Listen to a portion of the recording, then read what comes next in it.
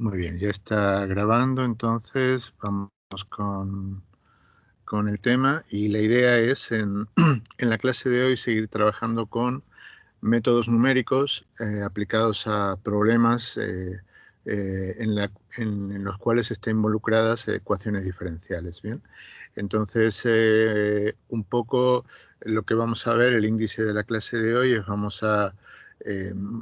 lo habíamos definido en la clase última, pero vamos a volver a definir para recordar el error global y el error local de truncamiento. Luego vamos a ver la ecuación del error global y vamos a acotar esa ecuación para tener una idea de cómo se comporta el error en cada uno de los pasos de integración.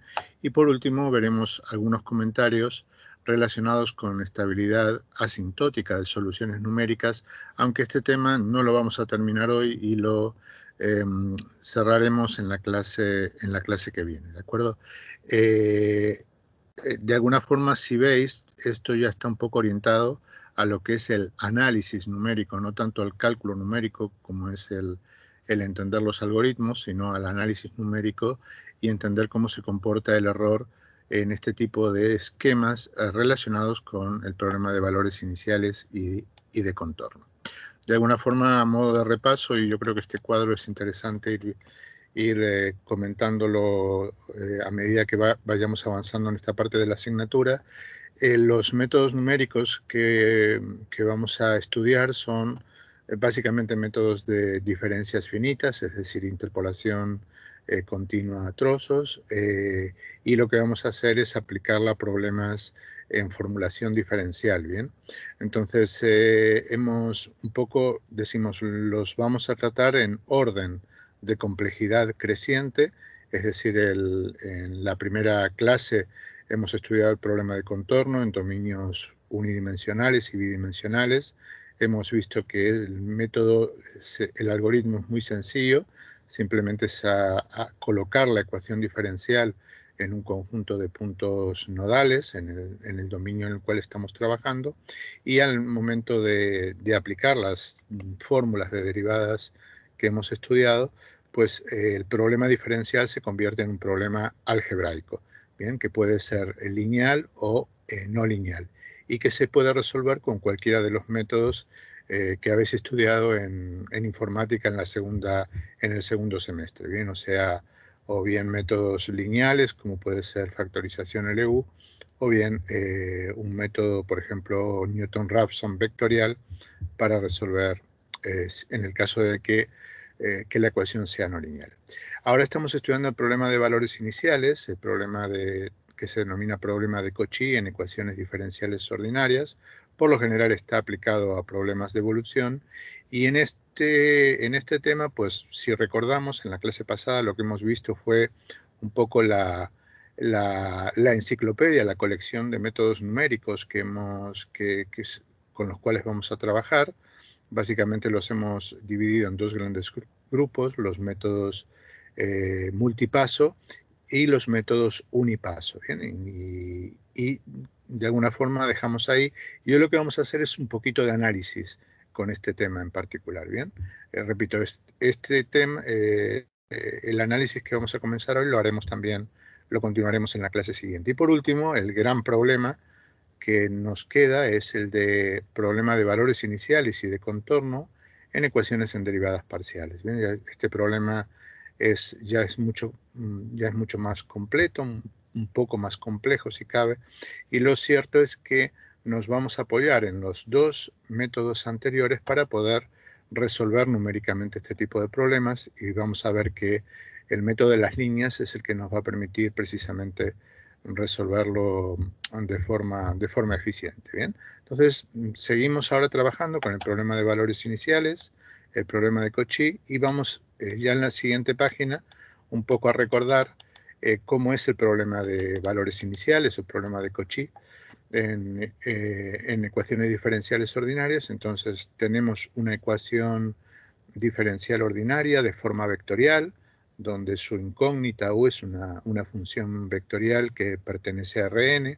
N es el orden de la ecuación diferencial que estamos tratando, y recordad siempre, y eso lo hemos dicho, lo vamos a comentar varias veces, siempre que tengamos un problema diferencial de orden n, lo que vamos a hacer es reducir a un sistema de n ecuaciones diferenciales de primer orden. Entonces, en esa forma es cuando podré aplicar todos los métodos numéricos que estamos estudiando. Bien, si todos los métodos numéricos, por lo menos los que vamos a ver en el curso, y se podría decir que de forma general, todos están enunciados para el problema de primer orden en ecuaciones diferenciales. ¿Bien? O sea que ante un problema que nos toque resolver, tendremos que primero reducir, llevar a esta forma vectorial y luego a partir de ahí aplicar el método numérico. La función f es una función vectorial y, por supuesto, el problema tiene que estar acompañado de una condición inicial en un punto t sub 0. Recordamos que t en este caso es la variable independiente, porque por lo general este tipo de problemas está asociado a problemas de evolución, y t en principio está definido en un intervalo cerrado en t0, donde está la condición inicial, y en principio abierto a valores de t tendiendo a infinito. ¿Bien?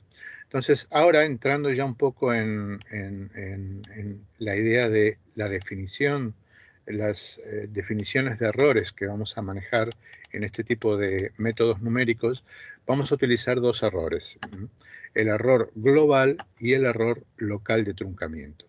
El error global se debe, el nombre lo dice de alguna forma todo, tiene en cuenta todas las componentes de error que pueden aparecer en una solución numérica en este tipo de problemas.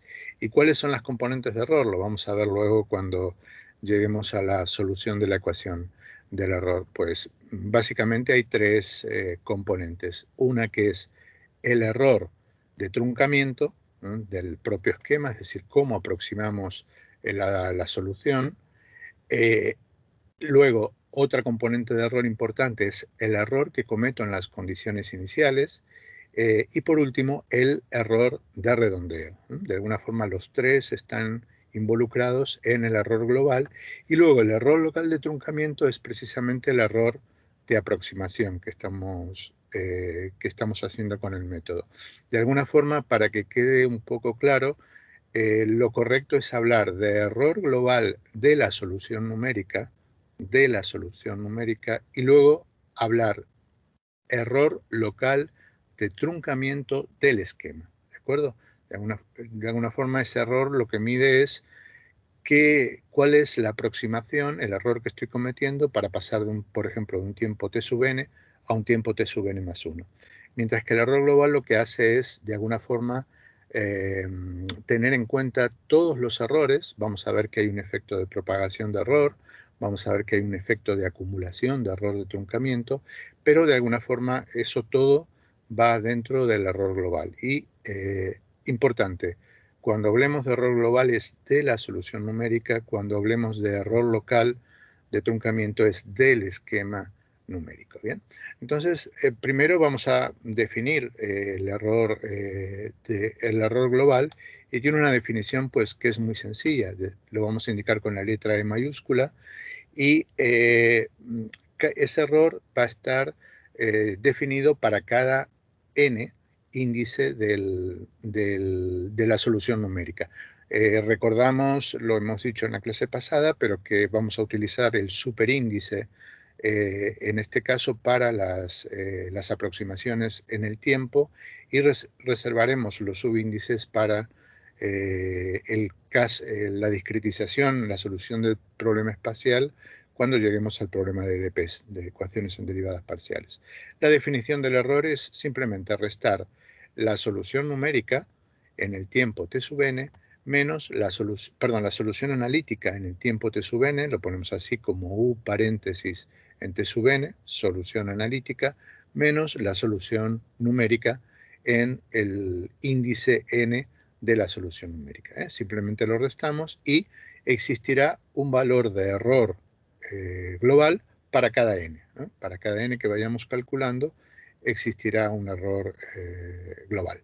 Y luego, lo que decíamos, está el error de truncamiento. Y el error de truncamiento, de alguna forma, decimos, ese es el error que se comete al hacer la aproximación con el método numérico, y se define, y esto de alguna forma nos va a dar un método para poder calcular el error del local de truncamiento como el residuo, el resto que deja la solución exacta cuando se introduce esa solución exacta en el esquema numérico. ¿De acuerdo?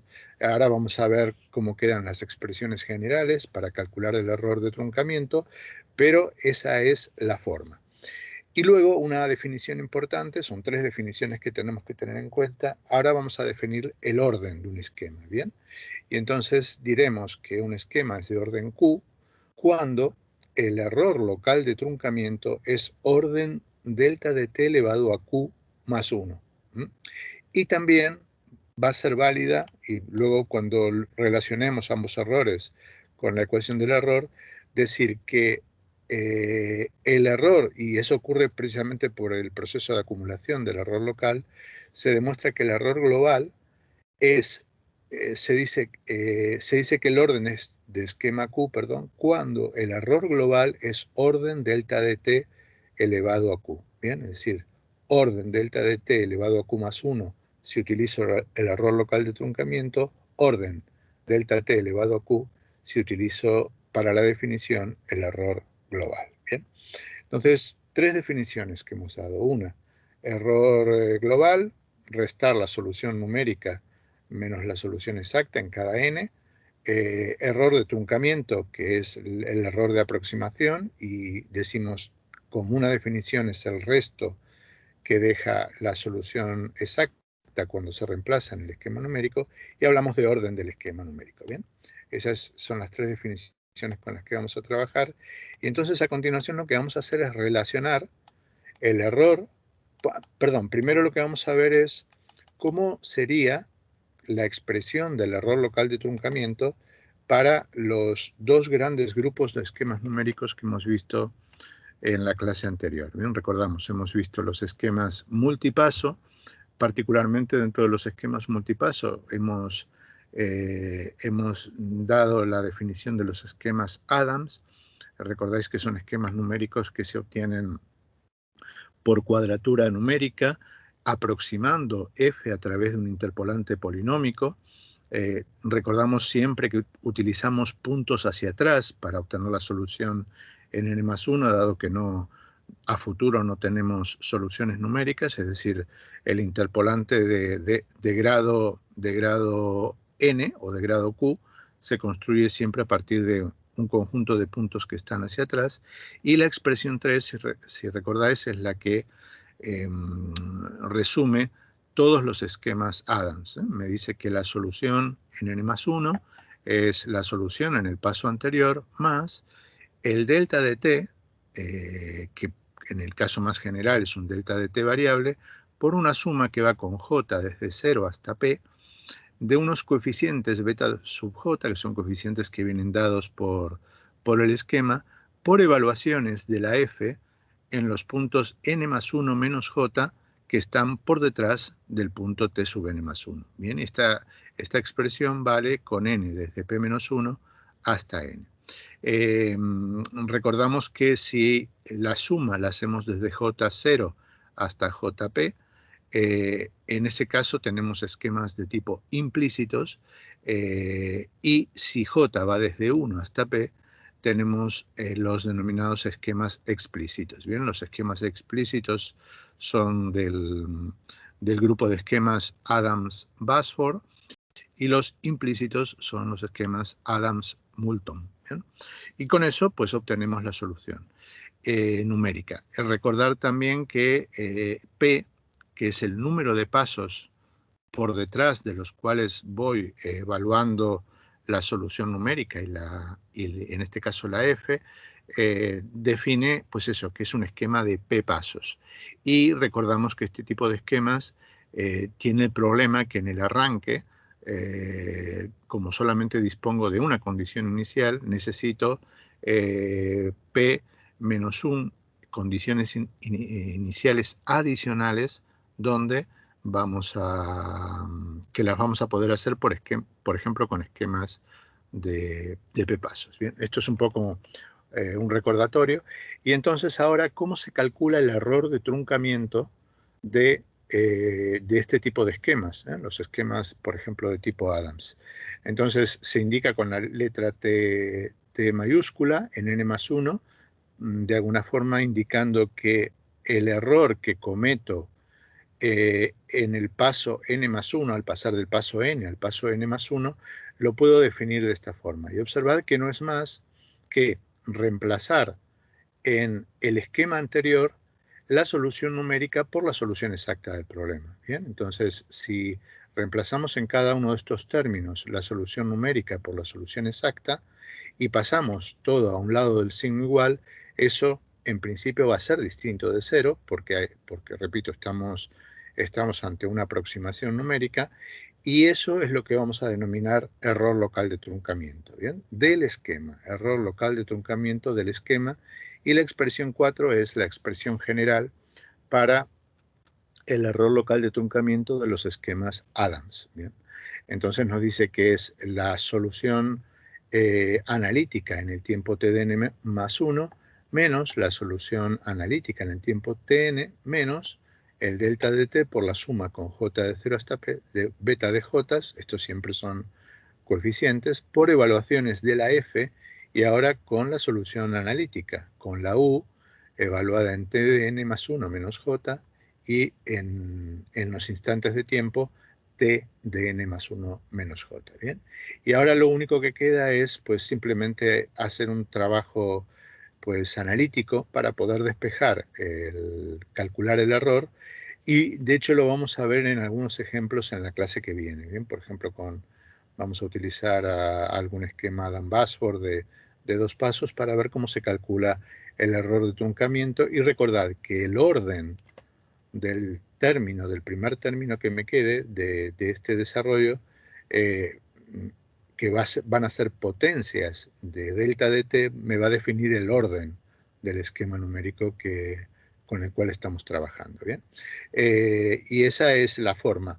Lo habitual que se hace es hacer un desarrollo en serie de Taylor, lo vamos a ver en ejemplos, alrededor de uno de los puntos de la malla temporal, y una vez que hacemos ese desarrollo en series de Taylor, vamos despejando, eliminando términos que se van simplificando, y el primer término que me queda distinto de 0, que será de una potencia determinada delta t, va a ser el error de truncamiento. ¿Bien?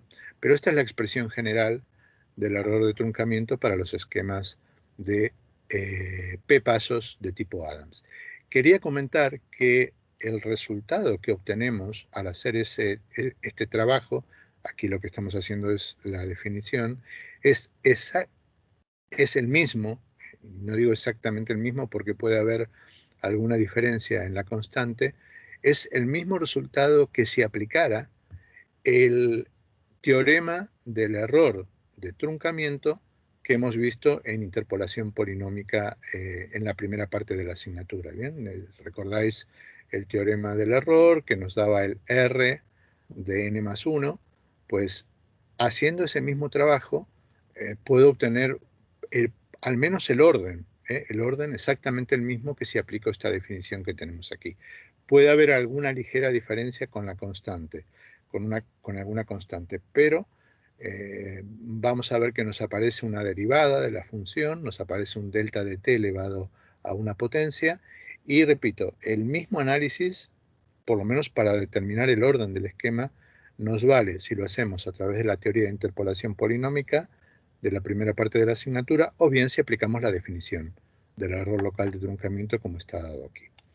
Luego, otro gran grupo de esquemas numéricos que hemos visto son los Runge-Kutta, que son los esquemas de un solo paso. Recordamos un poco las expresiones 5 y 6, nos da cuál es la forma general de los esquemas Runge-Kutta, y nos dice que la solución en n más 1 la puedo obtener con la solución en el paso anterior, más un delta de t sub n por una suma con i desde 1 hasta e. Recordamos que es un conjunto de etapas que están dentro del intervalo t de n y t de n más 1, y esta suma pues aparecen unas constantes propias del esquema que son los b sub i por los k sub i, que son evaluaciones de la f, son las que están indicadas en la expresión 6, en los argumentos u de n más delta de t con j de 1 hasta e de unos, nuevamente, con unas constantes propias del esquema que son los a sub i j por los k sub j y en los instantes de tiempo t sub n más c sub i delta de t sub n, y aquí c sub i vuelve a ser otra vez una constantes propias del esquema. Bien, o sea que estos esquemas tienen tres grupos de constantes, son los b sub i, los a sub i j y los c sub i j. Recordamos que estas constantes a sub i j definen lo que se conoce como la matriz de Bacher, que es una matriz cuadrada de e filas por e columnas, y decimos si la matriz de Bacher es estrictamente triangular inferior, los esquemas Runge-Kutta son explícitos y en cualquier otro caso son implícitos, ¿de acuerdo? Entonces, esta es la forma, son esquemas de un solo paso, y la pregunta nuevamente es ¿cómo se calcula el error de truncamiento de los Runge-Kutta? Pues nuevamente decimos que t de n más 1, el error de truncamiento, es simplemente reemplazar en la expresión 5 la solución numérica por la solución exacta del problema. O sea que va a ser, luego pasamos todo a un lado del signo igual, eso por lo general va a ser distinto de 0, ese va a ser el error de truncamiento, y decimos que va a ser la u evaluada en t de n más 1 menos la u evaluada en t de n menos delta de t sub n por la suma con i desde 1 hasta e de los coeficientes de las constantes b sub i por evaluaciones k sub i, siempre en este caso en u. Lo ponemos aquí de forma general en u, teniendo en cuenta que son que es la solución exacta del problema, ¿bien? Y entonces, pues, con esto tengo el error local de truncamiento de los Runge-Kutta. Veremos algún ejemplo cómo calcularlo en clases siguientes, ¿bien? Pero entonces, de alguna forma, estas son las dos grandes definiciones para los dos grandes grupos de esquemas numéricos, los Adams lineales multipaso y los Runge-Kutta, que son esquemas de un solo paso. Bien, una vez que hemos definido el error de truncamiento, ahora vamos a trabajar con una ecuación muy importante, que es la que me permite relacionar los dos errores, es decir, el error local de truncamiento del esquema con el error global de la solución numérica. ¿Bien? Entonces vamos a ver cómo escribimos esa ecuación que liga los dos errores. Vamos a obtener la solución de esa ecuación y luego lo que vamos a ver es, vamos a ver una acotación de la solución de esa ecuación para ver cómo se comporta el error local de truncamiento. Entonces, la idea es la siguiente. ¿Cómo se construye la ecuación del error global? Pues la idea es, en el caso de los esquemas Adams, voy a la página anterior, esquemas Adams. La idea es restar a la expresión 4 la expresión 3. ¿Bien? ¿De acuerdo? Entonces, observad que si resto a la 4, resto a la 3, primero pasamos en la expresión 3 todo a un lado del signo igual y restamos, observad que aquí voy a tener u en t de n más 1 solución exacta menos la u de super n más 1 solución numérica. Y eso por definición es el error global de la solución numérica en t de n más 1. De la misma forma, cuando restamos u en t sub n menos la u de super n, ese va a ser el error global en el instante n. Y luego en esta suma pues nos va a ocurrir exactamente lo mismo. ¿Bien? De forma tal que si ahora hacemos esa resta, es decir, a 4 le restamos 3, obtengo la que se conoce como la ecuación del error global para los esquemas Adams, los esquemas multipaso Adams, que es la expresión 8 que tenemos aquí. Como veis, despejo el error global en el instante n más 1 y digo que es el error global en el instante e más delta de t sub n, suma con j de 0 hasta p, beta de j, constantes del esquema, y aquí nos va a aparecer una derivada parcial de la función f respecto de u, que si la función pues es suficientemente diferenciable en U, pues podemos expresarla de esta forma, y aquí nos van a aparecer términos que van a ser los E de n más 1 menos j, y nos aparece un término que no está en las dos ecuaciones, solamente está en la ecuación del error local de truncamiento, que es el t de n más 1. ¿Bien? Y a esta ecuación 8 es la que se conoce como ecuación del error global para los esquemas Adams. Como veis, de alguna forma, la ecuación no es más que reemplazar la solución numérica por los errores, por la expresión E, y nos aparece un término adicional, un término fuente en la ecuación, que es el error local de truncamiento. Y ahora es importante analizar un poco esta función, esta ecuación que tenemos aquí. Como veis, es una ecuación en diferencias, de las que habéis estudiado su teoría en la parte de ampliación de matemáticas. Es una ecuación en diferencias, es de orden P, ¿bien? Dado que están involucrados P elementos de la sucesión de E, del error global, y además es lineal en este caso, porque el método es lineal, y por supuesto, siempre que la función sea lineal, o sea que si la función que estamos trabajando en el problema diferencial es no lineal, pues ya pasa a ser no lineal, ¿bien? Si f la puedo poner como el producto de A por U, un problema diferencial lineal, pues pasa a ser una ecuación en diferencias lineal de orden P con un término independiente que es el t de n más 1. ¿Bien? Y esta ecuación la vamos a resolver a continuación, y precisamente lo que vamos a hacer es acotarla. ¿Cómo se obtiene la ecuación del error global para los Runge-Kutta? Pues la misma idea, es la misma idea, es decir, restamos, vamos a ir a la página anterior para ver las dos expresiones. Ahora, lo que vamos a hacer es, a la expresión 7 de los métodos Runge-Kutta, le voy a restar la expresión 5. ¿Bien? Entonces, nuevamente, aquí me van a quedar términos u de n más 1, u en t de n más 1, u de super n más 1, y restar este término con este va a ser el error global en el instante n más 1. Lo mismo ocurre con n, y lo mismo va a ocurrir aquí en esta suma, donde pues nos van a aparecer ahí derivadas parciales, en este caso de las evaluaciones de la función f, que son los k's, en los puntos, en las etapas del Runge-Kutta. Finalmente, la expresión que queda general para los Runge-Kutta es que el error, al restar, nos queda que el t de n más 1 es e de n más 1 menos e menos delta de t de n por esta suma que tenemos aquí. Veis como aquí se restan los k sub i evaluados con la solución exacta del problema, menos los k sub i numéricos. ¿Bien? Si pasamos ahora e sub n más 1 al otro lado del signo igual, nos queda que el error global de la solución numérica en t de n más 1 es el error en n más delta de t de n por una suma con i de 1 hasta n de los b sub i constantes del esquema. Aquí nos aparecen, al igual que en los métodos Adam, parciales de la evaluación f respecto de u, multiplicado por e sub n más t de n más 1. ¿Bien? Por lo tanto, si observamos esta ecuación que tenemos aquí, es una ecuación en diferencias.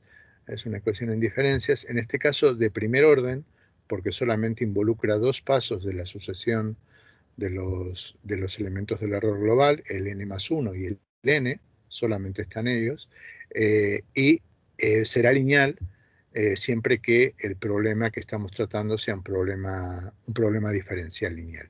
Y a su vez nos aparece un término fuente, que es el error local de truncamiento. Bien, o sea que, resumiendo, las ecuaciones del error global para los lineales multipasos son ecuaciones en diferencias de orden P, y para el caso de los Runge-Kutta, que son esquemas de un solo paso, son ecuaciones en diferencias de primer orden. ¿De acuerdo? Siempre con términos no homogéneos, que son el error local de truncamiento, y la idea ahora es intentar buscar la solución de este tipo de problemas para ver cómo se comporta el error global, relacionando siempre con el error local de truncamiento, y vamos a ver que aparece a su vez el error en las condiciones iniciales del problema. Entonces, el siguiente paso es buscar la solución de esta ecuación en diferencias. Entonces, ahora en la siguiente página vamos a estudiar eso. Solución de la ecuación del error global, de alguna forma solución de la ecuación en diferencias del error global, y acotación. Vamos a ver, una vez que obtengamos la solución, una acotación para ver cómo se comporta ese error global. Entonces, la idea es analizar precisamente eso, cómo evoluciona el error en cada uno de los pasos temporales T sub n en función de todas las componentes que hemos comentado al principio, que ahora vamos a ver con un poquito más de detalle. Para simplificar el problema, lo que vamos a hacer es considerar que el problema diferencial es un problema lineal. ¿Bien? Supongamos que es un problema lineal de coeficientes constantes. Entonces, el problema 1 que hemos enunciado anteriormente, pues ahora la f es lineal y la puedo poner como el producto de A por U más un término independiente B. Bien, este es el problema ahora de valores iniciales, problema diferencial. La solución pues sigue siendo una función vectorial de dimensión n. En este caso A es una matriz de coeficientes constantes, si la ecuación pues así lo permite, de n filas por n columnas. B es un vector de Rn y, como siempre, este problema se le aporta una condición inicial para obtener la solución del problema. ¿Bien? Entonces ahora, en lugar de trabajar con du a dt igual a f de u, vamos a trabajar con este problema, simplemente para un poco facilitar el análisis. Entonces, la idea es ahora ver cómo queda la ecuación en diferencias. Ahora, vamos al caso más general. Regreso a la página 4, un poco para ver las dos ecuaciones del error que hemos obtenido. Hemos obtenido la 8 para esquemas de P pasos y hemos obtenido la expresión 10 para los esquemas unipaso Runge-Kutta. Entonces, esta ecuación, como está en el caso de los Runge-Kutta, la 10, es una ecuación de primer orden. Pero si vamos al caso de métodos lineales multipaso, como hemos dicho, es una ecuación en diferencias de orden P. Entonces, ¿qué es lo que vamos a hacer? Pues vamos a hacer un cambio de variables para reducir esta ecuación en diferencias de orden P a un sistema de P ecuaciones en diferencias de primer orden, del mismo tipo de las que quedan en el Runge-Kutta. ¿De acuerdo? Entonces, siempre el análisis lo vamos a hacer de esa forma. Cuando tengamos, particularmente en el caso de los multipasos, una ecuación en diferencias de orden P, reducimos a un sistema de P ecuaciones en diferencias, todas de primer orden. Entonces lo que hago es, hacemos un cambio de variables y vamos a indicar con E de super n, en este caso está puesto con negrita para ver que efectivamente esto va a ser un vector, va a ser igual a un cambio de variables que vamos a proponer con E de n menos 1, hasta E de n más 1 menos p, siendo este el vector traspuesto. ¿De acuerdo? O sea que a partir de ahora, al reducir, nos vamos a quedar con una expresión vectorial E de n. Tened en cuenta que cada una de estas E's son vectoriales también, porque viene del problema diferencial de dimensión n.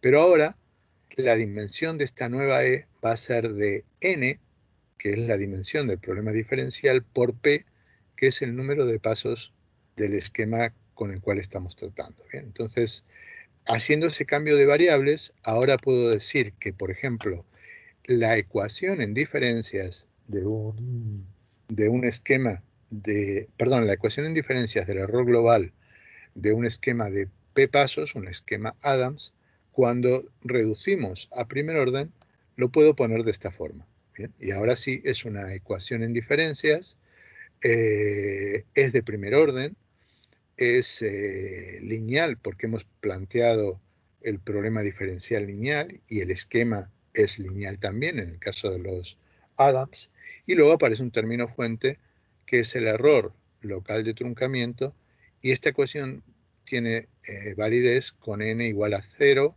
1 y en principio hasta n pasos que quiera obtener. Entonces, lo que decíamos, la solución de esta ecuación en diferencias es un vector que pertenece a R de n por P, ¿de acuerdo? N es la dimensión del problema diferencial, P es el número de pasos del esquema lineal multipasos.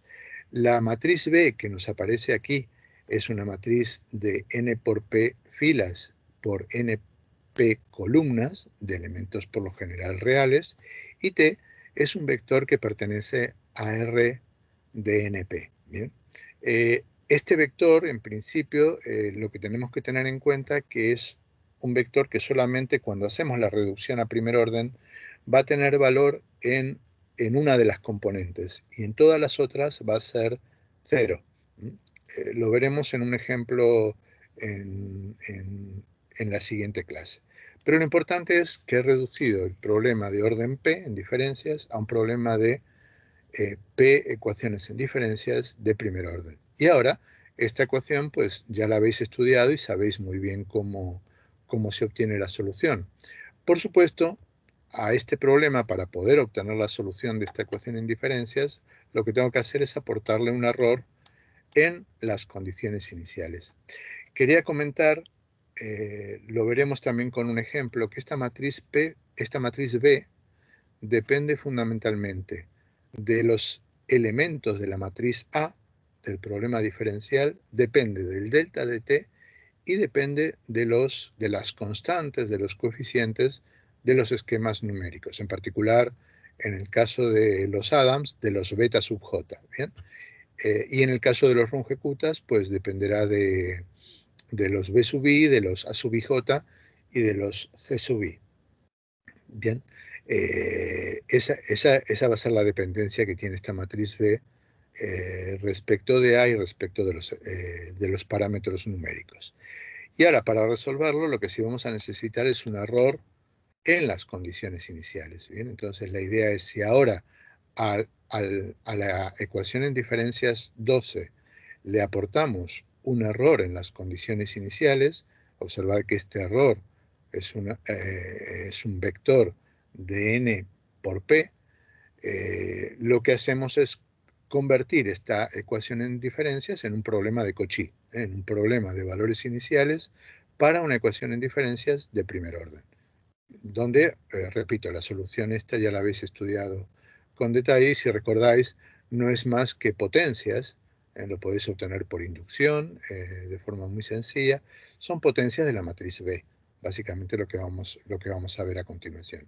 Y ahora es importante ver que este error que tenemos aquí, el E sub 0, que complementa a esta ecuación en diferencias, en ese error no solamente está el error en la condición inicial, que puede haberlo, supongamos que haya un error de redondeo al momento de introducir la condición inicial en el problema, en el ordenador, pero también tenemos que tener en cuenta que en un esquema de P pasos, los primeros P-1 pasos los tengo que hacer a través de esquemas de un solo paso, de forma tal que para pasar de la solución numérica en 0 a la solución numérica en 1, cometeré un error. Al pasar de 1 a 2, cometeré otro error y eso irá de alguna forma añadiéndose a este vector E de super 0, que es el error de condiciones iniciales. ¿Bien? En el caso de los Runge-Kuttas esto no ocurre, pero en los esquemas Adams, en los esquemas lineales multipaso, sí ocurre. ¿Bien? Y depende fundamentalmente de cómo arranque el método de P pasos. Entonces ahora sí, ya estamos en condiciones de ver cómo es la solución de la ecuación en diferencias, ¿no? Repito, esto lo habéis visto en ampliación de matemática y nos dice que la solución de la de la ecuación en diferencias, E de n, el error global que estamos cometiendo en el paso n son potencias de la matriz B, ¿bien? O sea, B elevado a n por el vector error en las condiciones iniciales más una suma que va con k desde 1 hasta n de nuevamente potencias de la matriz B elevado a n menos k por t de k, por t en el superíndice de k. Y esta solución pues tiene validez con n igual a 1, 2 y en principio infinitos elementos de la solución de la sucesión numérica del problema. Entonces, en esta solución de la ecuación del error global, aquí identificamos dos términos importantes, que luego los vamos a ver cómo se analizan. Tenemos en la solución este primer término que estoy indicando aquí, que es lo que se conoce como la propagación del error en las condiciones iniciales. Bien, es decir, observad que la idea es cometo un error en las condiciones iniciales y luego estas potencias de la matriz B son los que van a hacer propagar ese error para tiempos más largos. ¿Sí?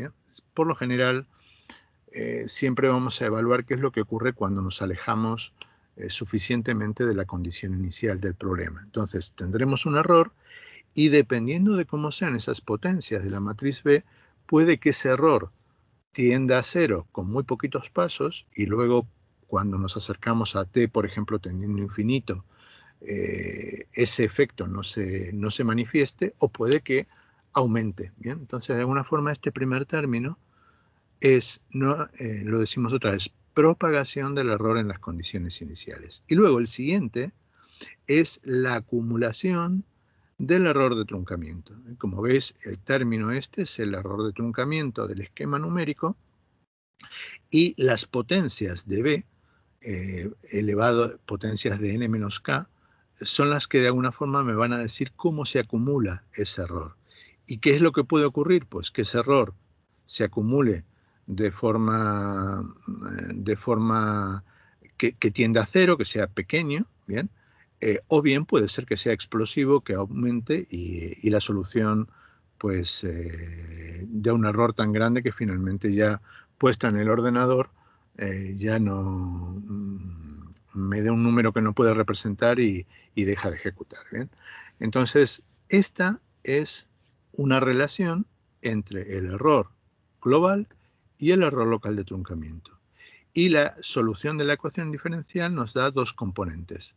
El error en las condiciones iniciales, el error de acumulación del error local de truncamiento. Y ahora, si uno quiere completar el análisis, pues aquí podríamos agregar el efecto del round-off a través de la función lambda. Bien, no lo vamos a hacer, lo vamos a dejar así, pero repito, si uno aquí le agrega un término más donde aparezcan los epsilon, el error de redondeo de la máquina y las funciones, la función de Lebesgue, pues tendríamos las tres componentes de error.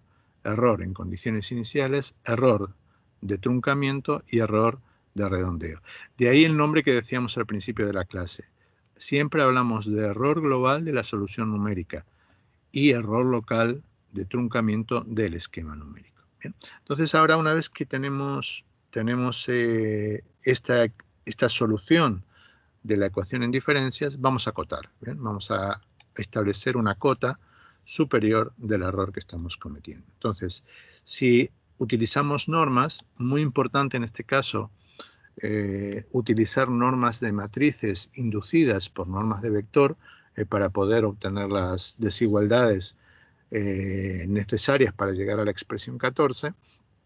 Si aplicamos normas, tenemos que la norma del vector error global en n es menor o igual, aplicamos también la desigualdad triangular, la norma de la potencia n de la matriz B por la norma del error en las condiciones iniciales más, y ahora de la suma, volvemos un poco a la expresión anterior, en esta suma vamos a considerar que el error local de truncamiento se puede acotar con un máximo, cuando acaba cambiando desde 1 hasta n. Supongamos que puedo establecer una cota superior, sale ese supremo de la suma y entonces me va a quedar esto, que es un número, por una suma que va con k desde 1 hasta n de la norma de las potencias de la matriz B elevado a n menos k. Recordamos que esta matriz B depende, y lo vamos a ver con algún ejemplo, depende de la matriz A, de los elementos de la matriz A, depende del delta de t y depende de los coeficientes del esquema. Entonces, pues nada, una vez que tenemos esta acotación, lo que podemos hacer es ver cómo van esas potencias. Bien.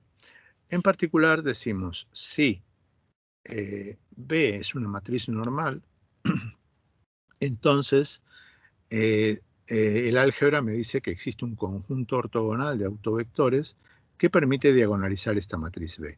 Bien, entonces, si puedo diagonalizar esa matriz B, se puede demostrar simplemente al ser diagonal que las potencias de n de la matriz B van a ser igual a ρ elevado a la n. Bien. ¿Y qué es ρ? Pues ρ es el máximo de los valores z que pertenecen al espectro de la matriz B. De alguna forma, dicho de otra forma, ρ, que es el radio espectral, es el máximo de los autovalores en valor absoluto de la matriz B. Bien, entonces con ese valor, pues ahora yo puedo reemplazarlo en la acotación de la solución del error global. Y lo mismo tenemos aquí, en este término, ¿bien? Es decir, los b de n menos k va a ser ρ elevado a n menos k. Entonces, particularmente para este caso, por supuesto esto lo puedo extender a matrices que no sean normales. Bien, la expresión pues es un poquito más complicada, pero simplemente para simplificar el análisis consideramos eso, que B es una matriz normal, que puedo diagonalizarla, y ahora la acotación la podemos poner en esta forma. Es decir, la cota va a ser menor o igual que el radio espectral elevado a n por la norma del vector error en la condición inicial más el supremo de los errores de truncamiento por la suma con k desde 1 hasta n de ρ, nuevamente el radio espectral, elevado a n menos k. Y ahora observad que estos términos son los que indican cómo se va a compartir el error, cómo se va a comportar el error para valores de n. En principio nos va a interesar mucho valores de n grandes. ¿Bien? Entonces, la idea es perdón, me faltaba un paso. Este ρ, esta suma que tenemos aquí, si veis es una serie geométrica de razón ρ, y si resuelvo esa suma la puedo poner como el valor absoluto de este cociente que tenemos aquí. ¿Bien? Entonces ahora con todo esto, ahora sí puedo hacer análisis. Y como veis, el análisis que vamos a hacer está muy relacionado con n tendiendo a infinito. Es decir, ¿qué ocurre cuando me alejo suficientemente de la condición inicial y quiero saber cómo se comporta el error?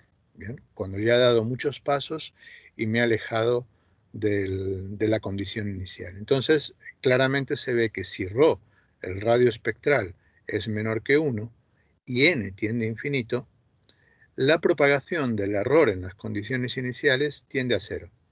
Eso de alguna forma es muy interesante porque me dice, puede que arranque muy mal, particularmente en el caso de los métodos lineales Adams, en los lineales multipaso Adams, pero si el radio espectral de mi matriz B es menor que 1, entonces ese error se manifiesta en muy pocos pasos próximos a la condición inicial, pero cuando me alejo, con n tendiendo a infinito, el error, la propagación del error en las condiciones iniciales desaparece. ¿Bien? Y ahora, en ese caso, en particular, el error global está acotado por esta expresión que está aquí, donde es el error de truncamiento. ¿Bien? Es decir, es 1 partido por 1 menos ρ por el supremo del error de truncamiento. De alguna forma va a estar acotado por ese valor.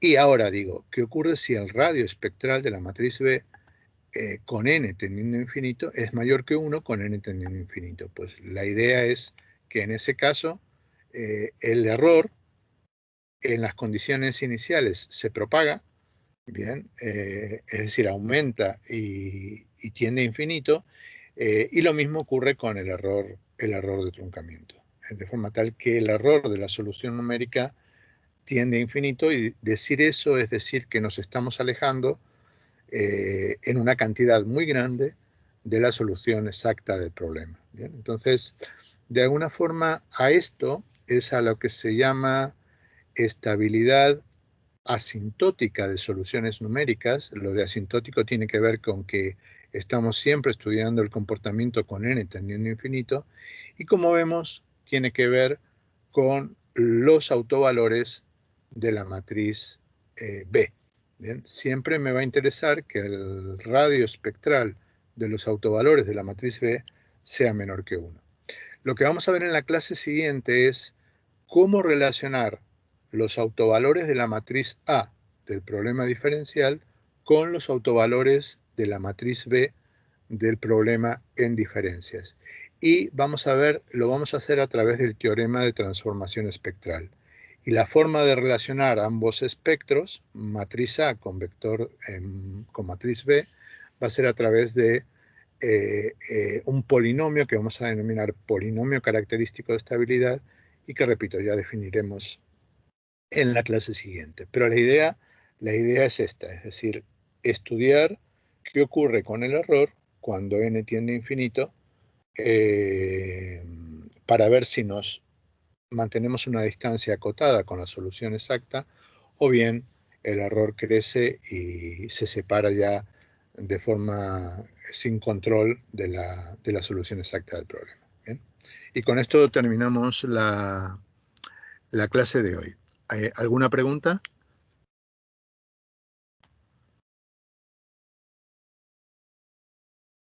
¿No hay preguntas? Bien, pues nada, entonces muchas gracias y continuamos en la clase del jueves.